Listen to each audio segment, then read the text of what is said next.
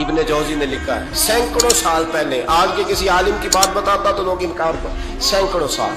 کہتے ہیں بلخ میں قحط پڑ گیا, لوگ ہجرت کر کے سمرقند آ گئے. ایک سیدوں کا خاندان بھی آیا. ایک ایسی خاتون بھی آئی جس کے ساتھ 3 بیٹیاں تھی, بیٹا بھی کوئی نہیں, خاوند فوت ہو گیا. مسجد کے ساتھ مہمان خانے بنے ہوتے تھے, وہاں اس نے بچوں کو ٹھہرایا اور نکلی سمرقند میں کہ کوئی آدمی مل جائے. تو وہ سیٹھ صاحب, چودھری صاحب کہنے لگے مجھے کیسے پتا چلے گا تو سید ہے, مجھے بتاؤ. کسی کو چوک میں کھڑا کر کے کہا جائے بتاؤ تو کون ہوتا ہے, اس شخص کا کیا اشر ہوتا ہے, کیا حال ہوتا ہے. کہا کیسے پتا چلے گا؟ تو سید زادی نے اپنا پلو کھولا اور اپنے آنسو دونوں آنکھوں سے صاف کیے تو کہنے لگی اللہ تیرا بھلا کرے, میں ثابت نہیں کر سکتی کہ میں حضور کا خاندان, میرے پاس کوئی دلیل نہیں, میں نہیں بتا سکتی. چل ٹھیک ہے, چلی گئی. کسی نے بتایا کہ یہاں ایک یہودی بھی رہتا ہے, وہ بڑا سخی ہے, یا آتش پرست ہے, یا پارسی ہے کافر غیر, سخی بڑا ہے. اس کے پاس گئی, بیٹھی رہی, لوگ بیٹھے تھے. جب چلے گئے تو قریب گئی, کہنے لگی مجبور ہوں, پریشان ہوں, غریب نہیں ہوں. کہنے لگا بی بی تجھے کبھی دیکھا نہیں, سمرقند کی اتنی آبادی نہیں, میں سارے شہر, تو کون ہے؟ تو کہنے لگی تعارف نہ ہی پوچھے تو اچھا ہے. اس نے کہا چلو اگر پتہ چل جائے تو. کہنے لگی میں مسلمانوں کے نبی کی اولاد ہوں, مسلمانوں. اس نے کہا پیغمبر خدا کی اولاد. اٹھ کے کھڑا ہو گیا, بی بی کو ساتھ لیا, گھر گیا. کہنے لگا جو صاف ستھرا کمرہ ہے نا اسے پھر دھو ڈالو, ایک دفعہ پھر دھو ڈالو. کمرہ دھلایا, صاف کرایا. پھر کہنے لگا بی بی میرے برتن زیادہ صاف ستھرے نہیں, میں نئے نہ خرید کے لا دوں. پھر نئے برتن لایا.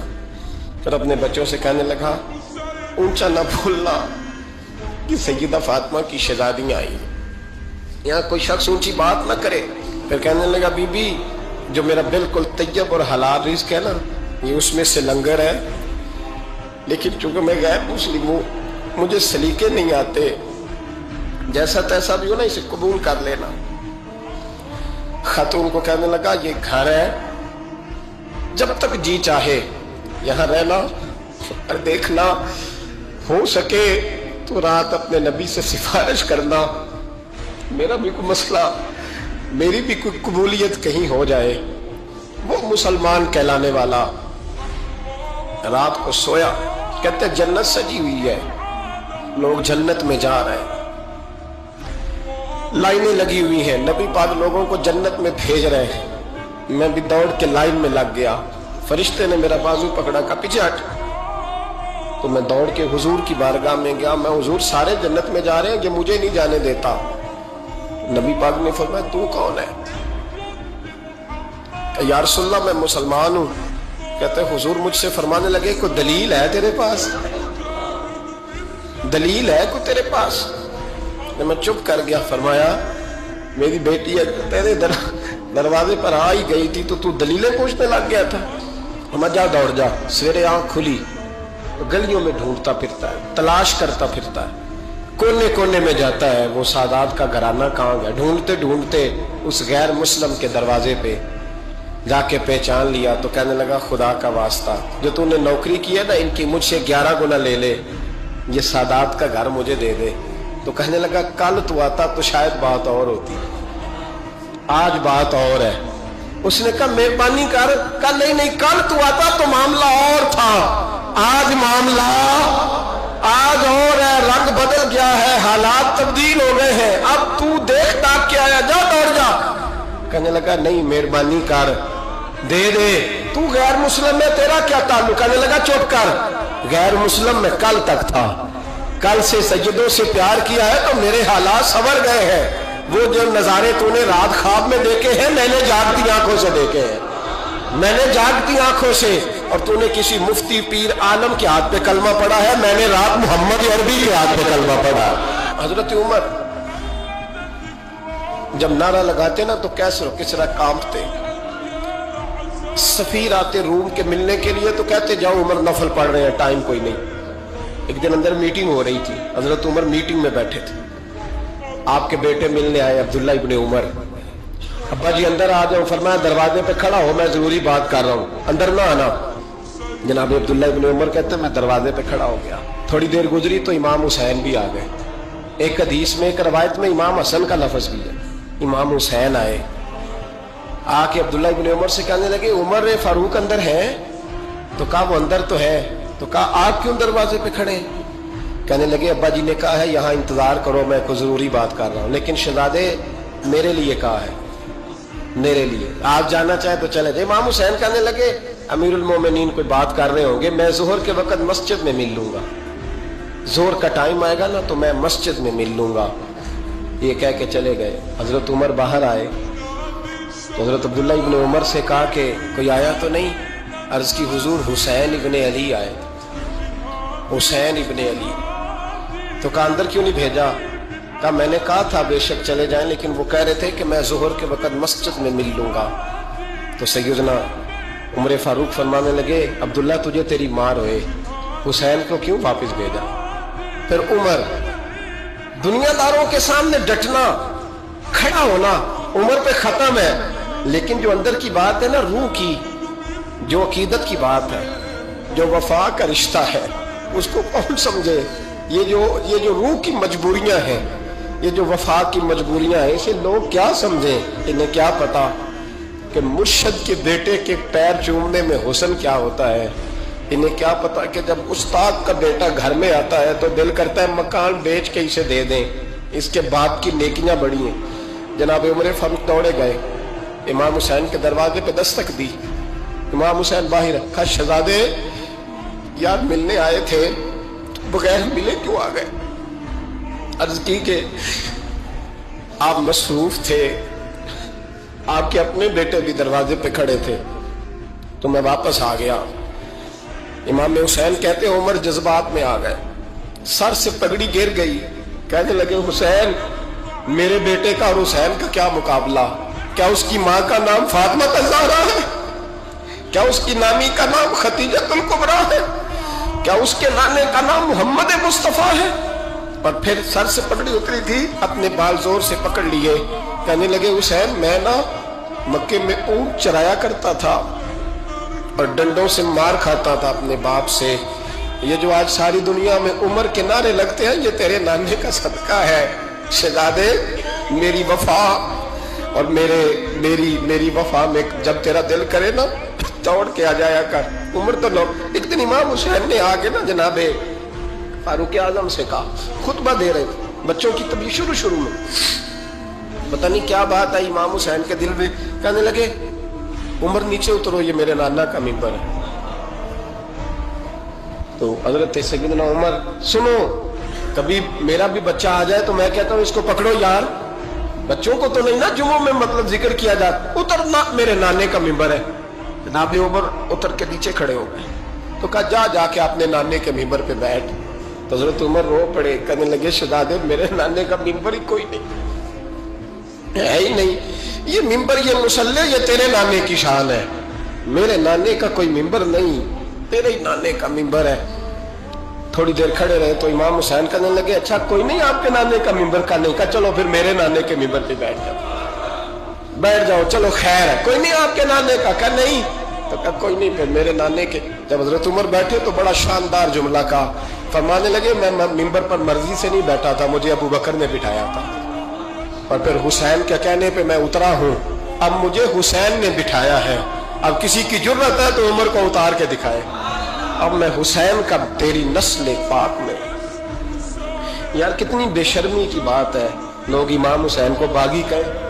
वो हजरत इमाम आजम एक बाग में बैठे थे, शागिर्द साथ थे, तो किताबें बिखरी हुई थी, कुछ लिखा जा रहा था, बिखरी हुई थी किताबें। इमाम मोहम्मद भी बैठे थे, इमाम अबू यूसुफ, कई और शागिर्द बैठे थे। तो जब लिखते हैं ना ये लोग तो हवालों की तलाश होती है, किताबें बिखरी हैं, सफ़े बिखरे। बच्चे गेंद के साथ खेल रहे थे, तो गेंद अचानक बाग में आई, तो एक छोटा सा बच्चा गेंद लेने आया, तो इमाम आजम उठ के खड़े हो गए।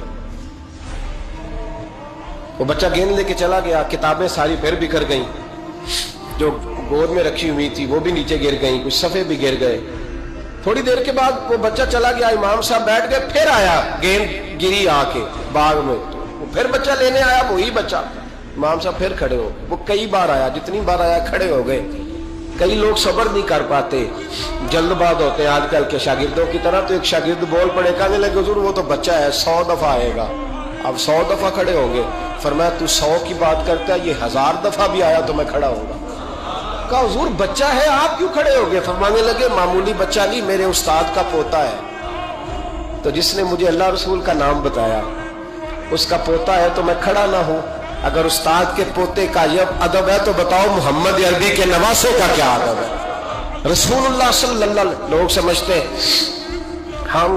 हम कायल नहीं है वो वाली शहादत बयान करने के जिसमें कहते हैं हाय हुसैन तो सकीना तो ज़ैनब। हमारे बुजुर्गों ने हमें ये सबक, हमारे बुजुर्गों ने हमें बताया कि इमाम हुसैन की शहादत इस तरह बयान करो कि नौजवानों में जज्बा जिहाद पैदा हो, औरतें सब्र का पहाड़ बन जाए, इस तरह शहादत हम वो वाली। लेकिन एक बात जरूर ज़हन में रखें, ये जो लोग कहते हैं ना बड़े मजलूम थे, पानी नहीं आ सका, मेरे से हवाला देखे जिसने देखना है, मेरे से हवाला देखे, मेरे से। हजरत इमाम हुसैन मैदान करबला में थे तो थोड़ी सी जगह खोद के ना इमाम हुसैन ने तो खंदक खोदी। खंदक खोदना अरब का रिवाज था, मदीने में भी खंदक खोदी गई, उसका नाम ही जंगे खंदक। तो खंदक खोद के ना आग जलाई जाती थी, ये हिफाजत का एक जरिया था ताकि दुश्मन ना आए। तो इमाम हुसैन ने अपने खेमे के सामने खंदक खोद के उसमें आग जलाई ताकि पर्दा रहे, औरतों के पास को दुश्मन ना आए। तो एक शख्स सामने खड़ा होकर कहने लगा हुसैन तूने दुनिया में ही आग जला ली है। माज़अल्लाह सुम्मा माज़अल्लाह, कहने लगा आगे तो आग मिलेगी, यहां जला ली है। तो इमाम हुसैन कहने लगे मैं हुक्म देता हूं आग को कि तुझे अभी पकड़ ले। लोग कहते हैं मजलूम थे, मैं हुक्म देता हूं आग को तुझे अभी पकड़ ले। ये लफ्ज इमाम हुसैन ने कहे। मैं 3 किताबें तो मेरी लाइब्रेरी में अभी हैं जिनमें हवाला है, 3 कुतब से, और आज कल परसों की किताब नहीं, सैकड़ों साल पुरानी। जब कहा ना मैं हुक्म देता हूं तो वो आदमी घोड़े से नीचे गिरा, घोड़े से नीचे गिरा, और घोड़े की रिकाब के अंदर उसका पैर उलझा। घोड़ा डर के इतना दौड़ा कि जाके उस आदमी को आग में फेंक दिया। इमाम हुसैन के सामने जल के मर गया। ये हुसैन इब्ने अली है, ये अभी हुक्म देते तो फरिश्ते अभी आ जाते, ये अभी बात करते तो सारी दुनिया की फौजें अभी इकट्ठी हो जाती, ये अभी हुक्म देते तो अभी आ जाते।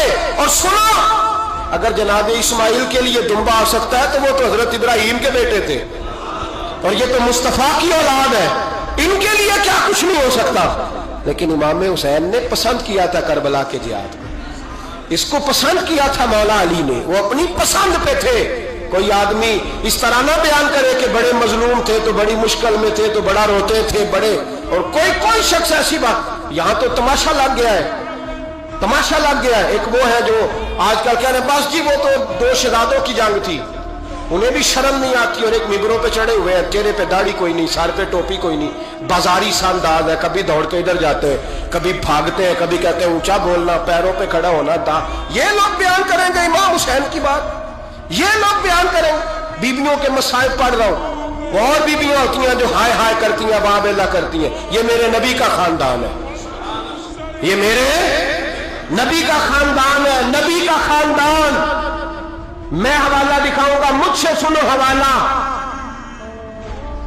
हजरत सैयदा ज़ैनब ने सारे जनाजे देखे, भतीजों को, भांजों को, सबको शहीद होते देखा। औरतें डरती मैयत को हाथ नहीं लगाती, चीखती है बीबियां। लेकिन हजरत जनाब ज़ैनब ने पता क्या देखा था? वो सुनना जरा।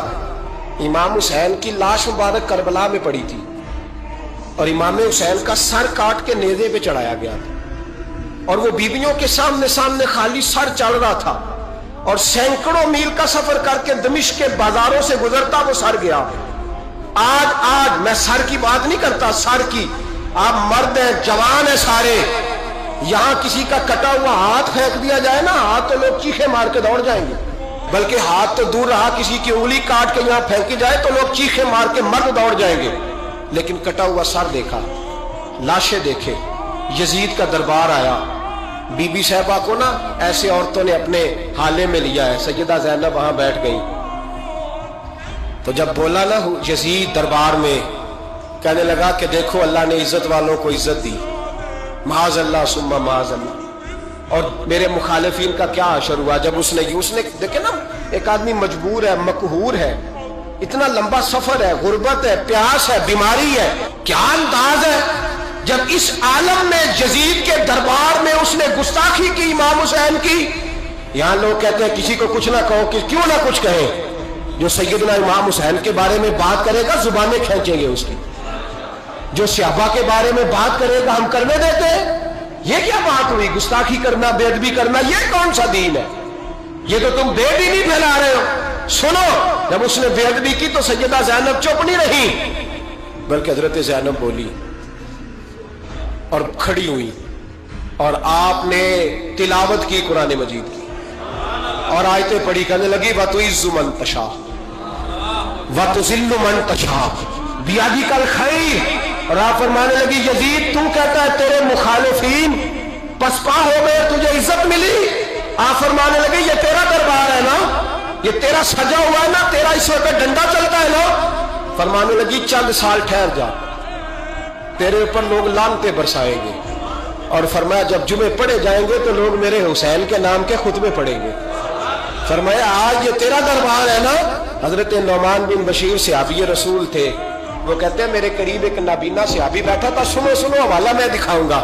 کہنے لگے میرے قریب اس وقت یزید کے دربار میں ایک نابینا صحابی بیٹھے تھے، جب بی بی زینب نے یہ بات کی نا تو وہ نابینا صحابی میرا ہاتھ پکڑ کے کہنے لگے نعمان علی آ گئے، یہ تو علی کی آواز ہے، علی آ گئے۔